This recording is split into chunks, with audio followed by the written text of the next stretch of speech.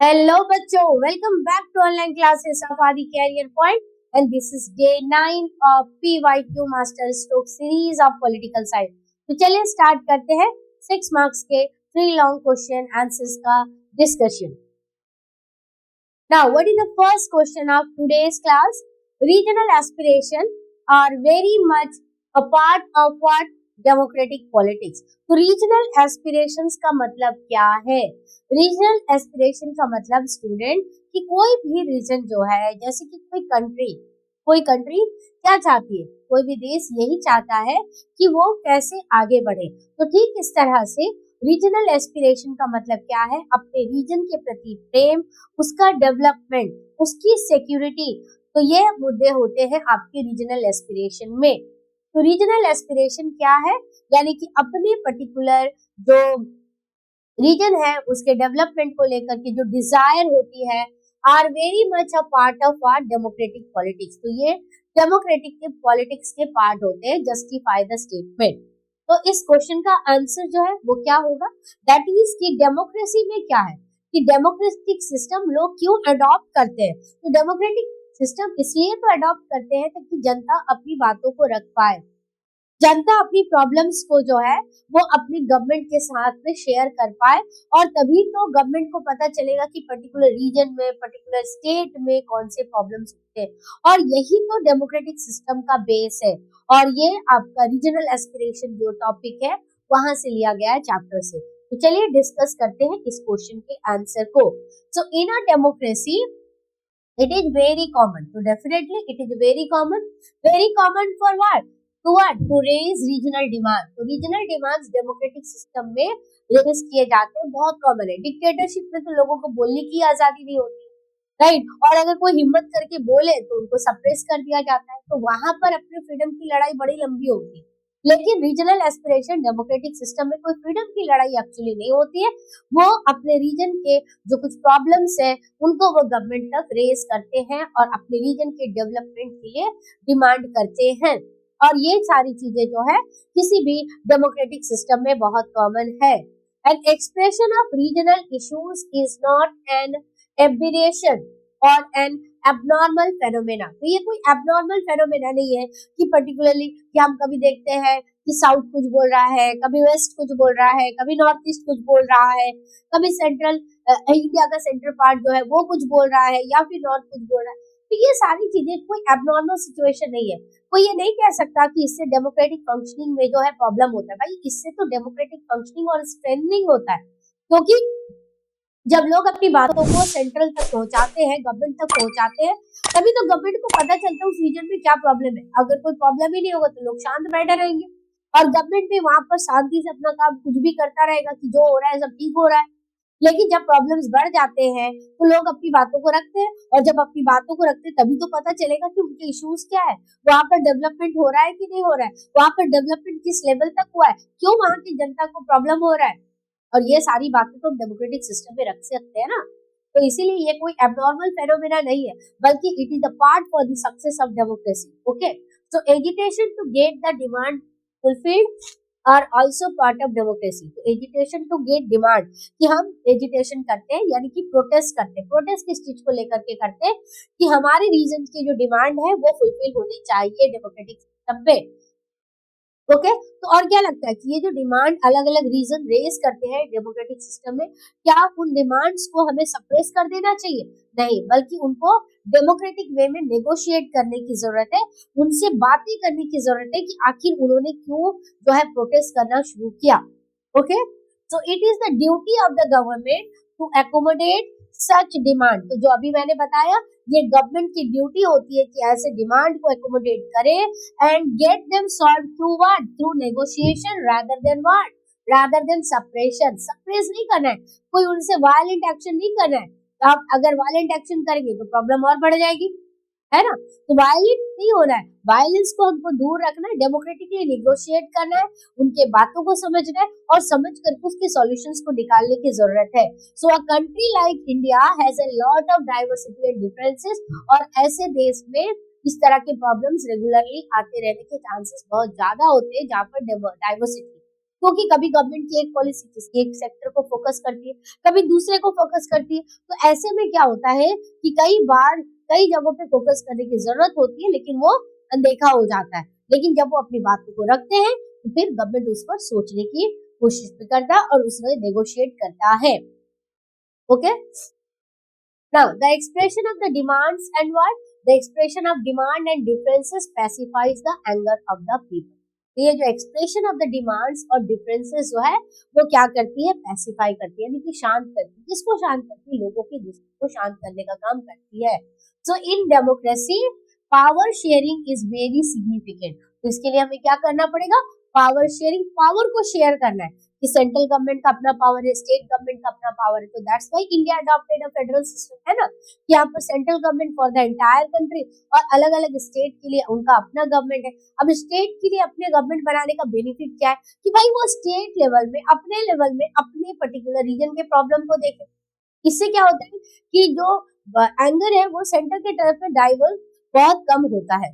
ठीक है, so in a democracy power sharing is what it is very significant। so different region में ask for what a separate state, और इसीलिए अलग अलग रीजन जो है एक सेपरेट स्टेट के लिए डिमांड कर रहा है। जैसे कि मिजोरम ने अपने स्टेट के लिए डिमांड किया, बाद में अरुणाचल प्रदेश अलग सेपरेट स्टेट बना, मेघालय बना, ठीक है, यहाँ पर छत्तीसगढ़ बना, आपका उत्तराखंड बना, तो ये सारे झारखंड बने। तो ये क्यों आखिर स्टेट का डिमांड किया? इन सारे रीजन्स में अपने अपने जो रीजन है उनके डेवलपमेंट को लेकर के उनका स्ट्रॉन्ग डिजायर था, और उनकी वो डिजायर थी कि डिजायर को वो तभी फुलफिल कर सकते थे अगर उनको अपना स्टेट मिल जाए। तो डेफिनेटली अब उनको अपना स्टेट मिल गया, और अपना स्टेट मिल गया तो अपने स्टेट के लैंग्वेज, अपने स्टेट के कल्चर, अपने स्टेट के ट्रेडिशन, इन सब के डेवलपमेंट पर वो काम करेंगे।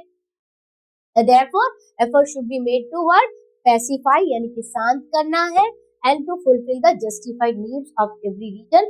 अगर किसी रीजन का कोई जस्टिफाइड नीड है, उस जस्टिफाइड नीड को डेफिनेटली गवर्नमेंट को जो है फुलफिल करना चाहिए। तो यह हो गया आपका word, that is the regional aspiration are very much a part of democratic politics. तो डेमोक्रेटिक पॉलिटिक्स है तभी तो लोग अपनी बातों को रख भी पा रहे हैं और अपने जो है प्रॉब्लम का सॉल्यूशन भी निकाल पा रहे हैं। तो इसको हमको कोई एबनॉर्मल सिचुएशन के रूप में देखने की जरूरत नहीं है। तो ये सारे पॉइंट जो है स्टूडेंट वन बाय वन करके जरूर पढ़िएगा कि सबसे पहला क्या है, in a democracy way it is very common to raise what regional demands. ये बहुत कॉमन इश्यूज है, ये कोई एबनॉर्मल इश्यूज नहीं है। एजिटेशंस जो है to get demand fulfill are also part of democracy। जब भी हम एजिटेट करते हैं, जब भी हम प्रोटेस्ट करते हैं, तो ये जो है आपके डेमोक्रेटिक पॉलिटिक्स डिमांड्स को फुलफिल करने का एक सिस्टम है डेमोक्रेसी में। और ये नेगोशिएशन गवर्नमेंट को कैसे करने चाहिए, गवर्नमेंट को उसको कैसे रेस्पॉन्स देना चाहिए, गवर्नमेंट को इनको डेमोक्रेटिकली नेगोशिएट करके इनकी डिमांड को फुलफिल करना चाहिए रादर देन सप्रेशन। और इंडिया जैसे देश में जहाँ पर इतनी ज्यादा डाइवर्सिटी है, इतनी ज्यादा डिफरेंसेस है, इस तरह के डिमांड्स जो है उठते रहेंगे। This are not an abnormal phenomena. Okay, now question number 2, explain any 3 international environment problem with example. 3 ऐसे इंटरनेशनल एनवायरनमेंट प्रॉब्लम्स आपको बताने हैं विद एग्जांपल्स के साथ में। तो what are those 3 international environmental movement, sorry environmental movement not a problem। okay, 3 environmental movement के बारे में आपको बताना है with example। तो environmental movement, अब environmental movement इंडिया में तो हुआ, जैसे इंडिया में environmental movement की हम अगर बात करें, that was the Chipko movement, right? Chipko movement कहाँ हुआ था? उत्तराखंड में हुआ था, पेड़ों को बचाने के लिए हुआ था, पेड़ों को गले लगाना, hugging the trees, that was the Chipko movement, यानी कि पेड़ से चिपकना, पेड़ की रक्षा करना, हिमालयन रीजन के जो एनवायरनमेंट को प्रोटेक्शन करना। तो ऐसे एनवायरनमेंटल मूवमेंट केवल इंडिया में नहीं बल्कि वर्ल्ड के दूसरे जगहों पे भी हुए हैं। और वहां पर ये एनवायरनमेंटल मूवमेंट होने के पीछे रीजन क्या है एंड व्हाई पीपल प्रोटेस्ट। तो द फॉरेस्ट मूवमेंट, तो अब ये बात करते हैं फॉरेस्ट मूवमेंट। सबसे पहला environmental movement forest movement of the south. South का मतलब यहाँ पर क्या है? साउथ का मतलब यहाँ पर ग्लोबल साउथ है। ठीक है, साउथ का मतलब यहाँ पर सदर्न हेमिस्फीयर मत समझ लेना आप लोग, साउथ का मतलब यहाँ पर सदर्न हेमिस्फीयर मत समझिएगा आप लोग, साउथ का मतलब ग्लोबल साउथ से रिलेटेड है, यानी कि थर्ड वर्ल्ड कंट्रीज के बारे में, जो पुअर कंट्रीज है, जो डेवलपिंग कंट्रीज और अंडर डेवलप्ड कंट्रीज है ना, उनके बारे में बात हो रही है, ना कि कोई डेवलप कंट्रीज। तो फॉरेस्ट मूवमेंट हो रहा है, कहाँ पर हो रहा है? साउथ में हो रहा है। साउथ के कौन से कंट्रीज में हो रहा है? तो फॉरेस्ट मूवमेंट हो रहा है साउथ के मैक्सिको में, चाइना में, ब्राजील में, Malaysia, Indonesia, Africa and India में। तो ये वो कंट्रीज है those who already face the forest movement. तो इंडिया के फॉरेस्ट मूवमेंट के बारे में, एनवायरमेंटल मूवमेंट के बारे में ऑलरेडी मैंने बताया, that was the Chipko movement. तो इंडिया अकेला नहीं है, इंडिया के अलावा मेक्सिको में, चाइना में, ब्राजील में, मलेशिया में, इंडोनेशिया में, अफ्रीका में और हमारे इंडिया में तो ये मूवमेंट हुआ है, फॉरेस्ट मूवमेंट। ये हो गए वो countries of the global south जिसने फॉरेस्ट मूवमेंट फेस किया है। तो forest clearing in the third world countries is at an alarming rate. तो आखिर इन कंट्रीज ने फॉरेस्ट मूवमेंट क्यों किया? इन कंट्रीज के लोगों ने, कंट्रीज ने नहीं, इस कंट्रीज के जिस रीजन में ये मूवमेंट हो रहा है, आखिर उस रीजन के लोगों ने फॉरेस्ट मूवमेंट क्यों किया? क्योंकि फॉरेस्ट को कट किया जा रहा है at an alarming rate. Alarming rate का मतलब क्या है? इतने फॉरेस्ट कट कर दिए जा रहे हैं कि वहां पर पेड़ लगा करके दोबारा फॉरेस्ट को ग्रो करने के लिए उनको फिर कई साल लग जाएंगे और उतने पीरियड तक का जो एनवायरमेंटल पूरा डिसबैलेंस चलता रहेगा। So despite 3 decades of environmental activism, तो एनवायरमेंटल एक्टिविज्म 3 decades से, 3 decades मतलब 30 years से इन कंट्रीज में एनवायरमेंट के प्रोटेक्शन को लेकर के, फॉरेस्ट को प्रोटेक्शन को लेकर के मूवमेंट चल रहे हैं। लेकिन उसके बावजूद कई जगहों पे देखा जा रहा है कि फॉरेस्ट जो है वो बहुत ज्यादा तेजी से कट किया जा रहा है। तो मूवमेंट, तो ये हो गया आपका forest movement. This is the first type of environmental movement. This is the first type of environmental movement. तो एनवायरमेंटल मूवमेंट केवल पेड़ की कटिंग से रिलेटेड नहीं है। Now coming toward, now the next point is, that is the second type of movement, that is the movement against the mineral industry. Movement against what? Movement against the mineral industry. अब mineral industry से related आपका कौन सा movement है? That is the open to the MNCs. MNCs का मतलब क्या है? एमएनसीज का मतलब है मल्टीनेशनल कॉर्पोरेशन। तो ये कौन से मूवमेंट के बारे में बात कर रहे हैं? Movement against the mineral industry. Open to whom? Open to the multinational corporation. अब मल्टीनेशनल कॉर्पोरेशन और मल्टीनेशनल कंपनीज क्या करते हैं? ये तो अपने बेनिफिट के लिए काम करते हैं, ये प्राइवेट कंपनीज है और ये प्राइवेट कंपनीज को अगर कोई एरिया इनको दे दिया जाए तो उस एरिया का पूरा वो एक्सप्लॉयटेशन करेंगे, उनको उनसे जितना हो सके ये अपने प्रॉफिट को जनरेट करने के काम करेंगे। और ये एमएनसीज को कब से दिया जाने लगा? जब से जो है कंट्रीज ने अपनी पॉलिसीज को लिबरलाइज किया। लिबरलाइजेशन करने का मतलब क्या है कि अब आपके कंट्री में फॉरेन डायरेक्ट इन्वेस्टमेंट आएगा, स्पेशल इकोनॉमिक जोन्स बनेंगे, एमएनसीज को एंट्री मिलेगी। तो ये हो गया लिबरलाइजेशन। ठीक है, लिबरलाइजेशन करो, लेकिन उसके अपने कुछ लिमिटेशंस होने चाहिए। लेकिन क्या होता है कि एमएनसीज के आने से वो लिमिटेशंस खत्म हो जाती है और जिसकी वजह से जो है लोगों को मिनरल इंडस्ट्रीज के अगेंस्ट में मूवमेंट करनी पड़ती है। और ये मिनरल इंडस्ट्रीज कहाँ पर सेटअप होती है? मिनरल्स बेल्ट कहाँ पर होती है? जहाँ पर एक्चुअली जो इंडिजीनस पॉपुलेशन होते हैं उस कंट्री के, यानी कि ओरिजिनल पॉपुलेशन। तो ये ओरिजिनल पॉपुलेशन जिनको ट्राइबल पॉपुलेशन भी कहा जाता है इंडिया पे, तो ट्राइबल एरियाज जो है ऐसे भारत के, जैसे कि उड़ीसा, झारखंड, छत्तीसगढ़, ये इलाके जो है रिसोर्सेज से भरे हुए हैं। ठीक है, अब यहाँ पर जब इंडस्ट्रीज लगती है, जहाँ पर ये कम्युनिटी रहती है, जो यहाँ के ओरिजिनल पीपल जब रहते हैं, उनको इन इंडस्ट्रीज की वजह से क्या फेस करना पड़ता है? उनको अपने घरों को छोड़ करके निकल जाना पड़ता है। तो कुछ लोगों की बेनिफिट के लिए ये अपने घर छोड़ करके क्यों निकले? केवल घर छोड़ने का मुद्दा नहीं है, इनका तो प्रॉपर रिहेबिलिटेशन होता नहीं है। और साथ ही साथ मिनरल इंडस्ट्रीज की वजह से, माइनिंग एक्टिविटीज की वजह से क्या होता है? एनवायरनमेंट को भी नुकसान होता है। तो it is the protest against what? ये जो मिनरल इंडस्ट्री का जो प्रोटेस्ट है against, it is the protest against extraction of earth से जो हम रिसोर्सेज को निकालते चले जा रहे हैं। It's uses of chemicals, right? यहाँ पर बहुत ज्यादा केमिकल का यूज होता है, इसकी वजह से वाटर पॉल्यूशन होता है, लैंड पॉल्यूशन होता है, लोगों का डिस्प्लेसमेंट होता है। तो अब आप लिख सकते हो कि impact mineral industry in the local area. Local area में अगर हम डिस्प्लेसमेंट ऑफ पीपल देखें तो वो लोकल एरिया का होगा। चलो लैंड भी उसी लोकल एरिया का पॉल्यूट हो रहा है, लेकिन एनवायरमेंटल पॉल्यूशन की अगर हम बात करें तब तो वो ग्लोबल एरिया में आ जाता है, ठीक है। तो one good example of this type of movement is Philippines, right. ऐसा मूवमेंट कहाँ पर हुआ था? फिलीपींस में हुआ था, where the protest movement against what? Against western mining corporation of Australia. तो यहाँ से भी एमसीक्यू क्वेश्चन आते हैं। मैं एक बार इनको समझा के वापस आपको इसके कुछ क्वेश्चंस लिखवा भी दूंगी इन टॉपिक से, ठीक है। तो फिलीपींस में आपको कौन सा मूवमेंट देखने के लिए मिलता है?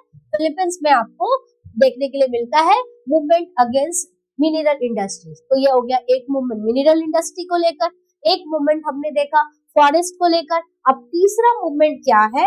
Another group of movement are those involving struggle against what? Struggle against mega dams, ठीक है। तो एक बार आप रिकैपिचुलेट कीजिए, पहले टाइप का मूवमेंट क्या है?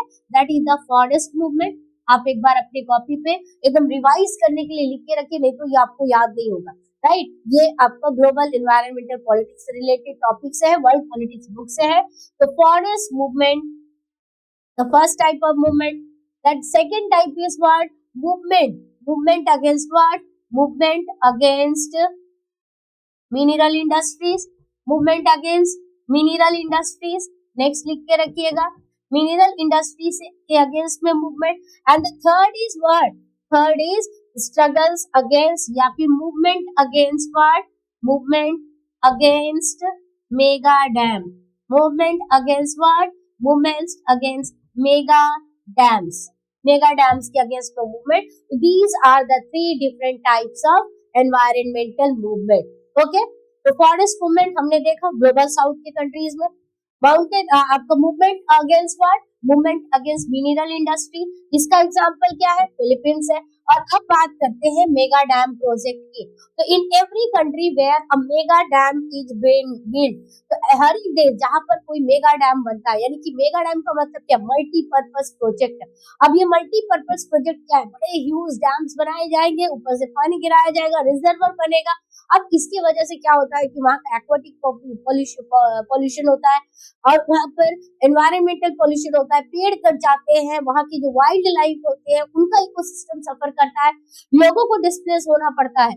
तो इसका बहुत बड़ा मेजर जो है नेगेटिव इम्पैक्ट है मेगा डैम प्रोजेक्ट का in comparison to positive one. So in every country जहां भी मेगा डैम बिल्ड की जाती है, one is likely to find an environmental movement opposing it. हर जगह पे एक environmental movement mega dam project के अगेंस्ट में दिखता है।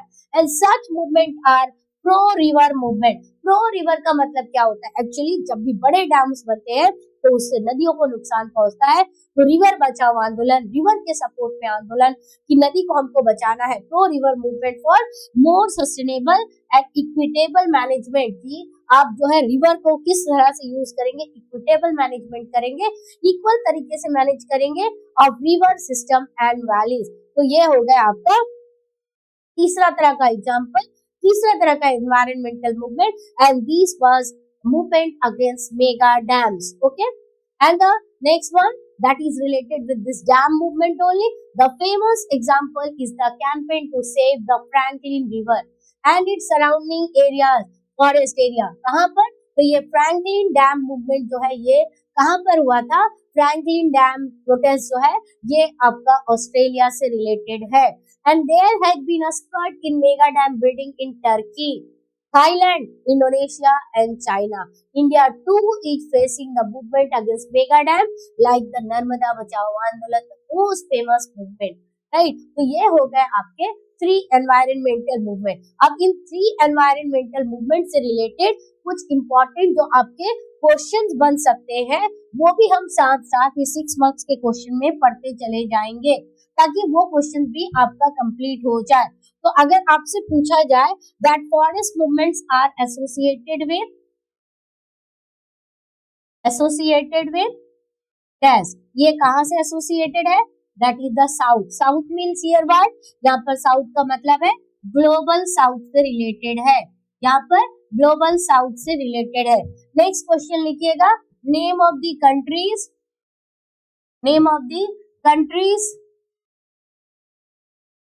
ऑफ द साउथ, साउथ के वो कंट्रीज दैट फेस्ड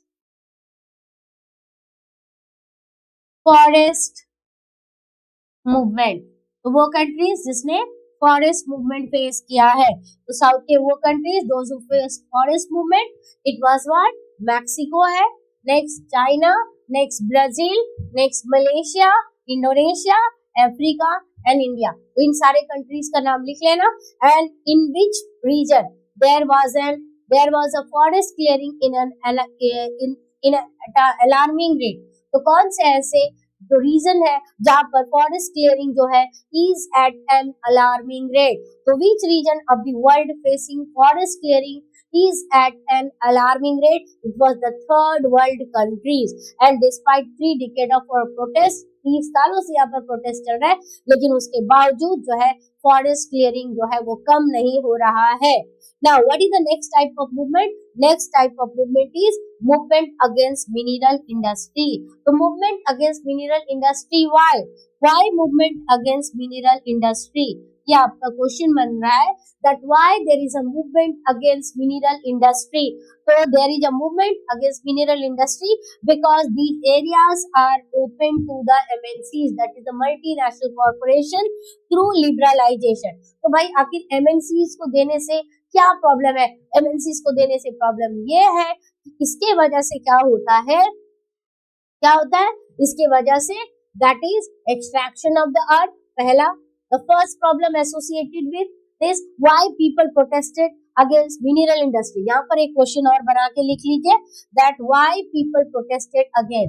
एक क्वेश्चन लिखिए why people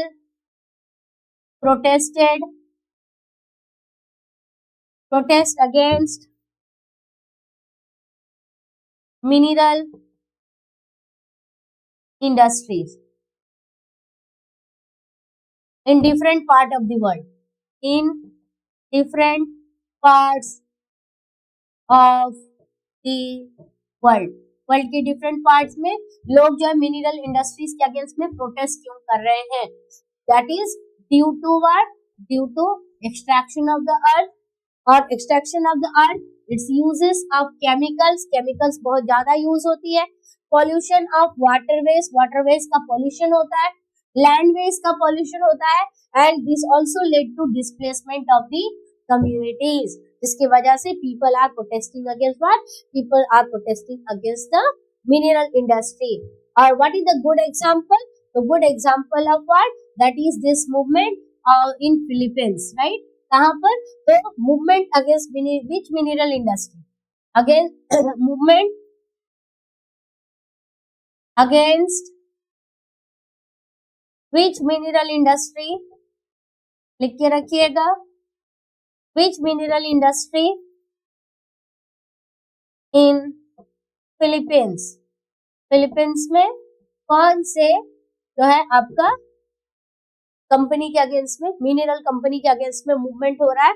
that is western mining corporation of Australia. ये नाम लिख के रखिएगा। क्वेश्चन ये भी पूछा जा सकता है that western mining corporation was associated with which country? It is associated with which country? तो वेस्टर्न माइनिंग कॉर्पोरेशन जो है वो ऑस्ट्रेलिया की कंपनी है, और ये कहां पर जाकर के अपनी मिनरल इंडस्ट्री ओपन कर रहे हैं? फिलीपींस में। ठीक है, याद रखना कि ये कंपनी जो है ये फिलीपींस की नहीं, ये बल्कि फिलीपींस में जाकर के मिनरल इंडस्ट्री सेटअप कर रहे हैं, and this company is belong to what? This company is belong to Australia. Okay, now another question, that is another group of movement.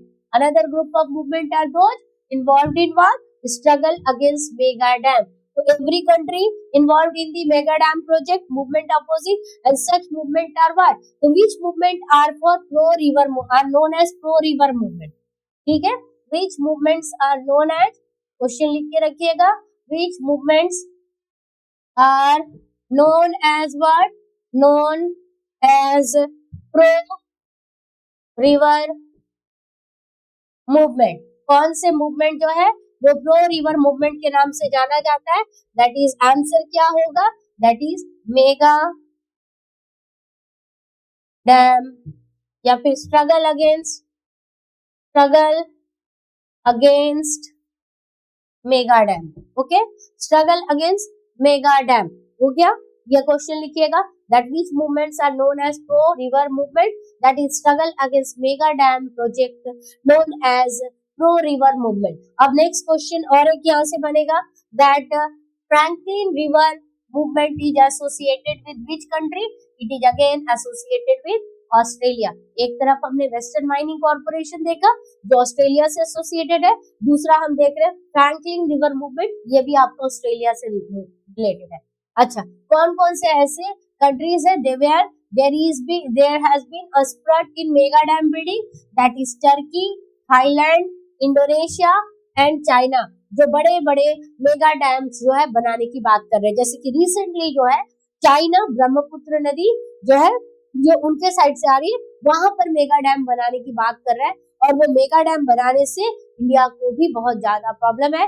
Even उससे क्या इफेक्ट होगा वी डू नॉट नो। बहुत ज्यादा environment को लेकर के कंसर्न है उस पर्टिकुलर जो है आपका मेगा डैम को लेकर के, और इंडिया ने भी मेगा डैम प्रॉब्लम फेस किया है, और वो कौन सा आंदोलन है, दैट वाज नर्मदा बचाओ आंदोलन। ठीक है, related with Narmada river. Okay, तो आई होप कि ये वाला पॉइंट आपको पूरा क्लियर हो गया होगा। Now question number 3, explain global Commons with the help of any 4 example. और उसके साथ सेकंड इसमें क्वेश्चन है that why is it difficult to manage them। तो सबसे पहले what are global commons, सबसे पहले क्वेश्चन क्या है that what are global commons, कि global commons क्या है। तो भाई global commons क्या है, तो ग्लोबल लेवल में जो चीज कॉमन होगा, जो किसी एक देश की अकेले की प्रॉपर्टी नहीं होगी, वही हो गया ग्लोबल कॉमन। तो अब मेरे देश की, हमारे देश की जो धरती है उस पर तो कोई दूसरा देश जो क्लेम नहीं करेगा, लेकिन ये जो एटमॉस्फेयर है इस पर कौन सा कंट्री क्लेम कर सकता है, मैं या फिर कोई दूसरी कंट्री, हमारी कंट्री या दूसरी कंट्री, कोई इंडिविजुअल भी क्लेम नहीं कर सकता है, कोई दूसरा कंट्री भी क्लेम नहीं कर सकता है। अभी इथियोपिया में ज्वालामुखी फटा है ना, अब वो ज्वालामुखी का जो है जितने भी राख है वो इंडिया तक पहुंच रहे। अब इंडिया बोलेगा कि आपकी कंट्री में ज्वालामुखी फटा है इसीलिए आप उसको वहां पर रोक लो, इज इट पॉसिबल? ये तो पॉसिबल नहीं है। तो क्यों नहीं है? क्योंकि एनवायरनमेंट किसी अकेले की प्रॉपर्टी नहीं होती, किसी देश का अकेले के कंट्रोल में नहीं आता। ठीक इस तरह से ओशन फ्लोर जो है किसी एक कंट्री के अकेले की जिम्मेदारी नहीं है। ये जो अंटार्कटिका या फिर स्पेस, कोई भी चीज जो है, ऐसे जो चीज, ये किसी भी कंट्री की अकेले हकदार नहीं है। तो global commons are those resources which are not owned by any one country, जो किसी एक कंट्री का अकेले का नहीं होता है, but are shared by many, तो उसे हर कोई शेयर करता है। जैसे कि ये एनवायरनमेंट, इस एटमॉस्फेयर, इन सबको हम सभी को ही शेयर करते हैं। कोई नहीं बोल सकता है ये एटमॉस्फेयर मेरे अकेले का है, धरती मुझे अकेले हवा देती है, ये पेड़ मेरे लिए बना है। कोई बोल सकता है क्या? कोई भी नहीं बोल सकता, कोई देश नहीं बोल सकता, कोई व्यक्ति नहीं बोल सकता, क्योंकि ये कॉमन रिसोर्सेस है।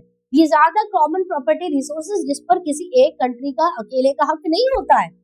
ठीक है, so global commons are those resources which are not owned by any one country but are shared by what? But are shared by many, and there are some regions of the world, और world के कुछ ऐसे regions है which are located outside the sovereign jurisdiction of any state, और उन्हीं सारी चीजों को जो कॉमन गवर्नेंस के अंदर में आता है, इंटरनेशनल कम्युनिटी के अंदर में आता है, are known as global commons। so they include what? ऐसी कौन सी चीज है? That is the earth atmosphere, Antarctica जो किसी एक देश की प्रॉपर्टी नहीं है। नेक्स्ट क्या है आपका? द ओशन फ्लोर और आउटर स्पेस, कोई देश क्लेम नहीं कर सकते कि ये मेरा हिस्सा है। हवा को मैं यहाँ से रोक दूंगा जाने से, कोई देश क्लेम नहीं कर सकता, ये कॉमन प्रॉपर्टी है। ठीक है, तो ये हो गए ग्लोबल कॉमन्स। तो ग्लोबल कॉमन्स क्या है, इससे रिलेटेड कीवर्ड्स को एक बार रिवाइज कर लो, that what are global commons. तो भाई global commons are those resources जो कोई भी ओन नहीं करता, not owned by any one country. Global commons क्या है?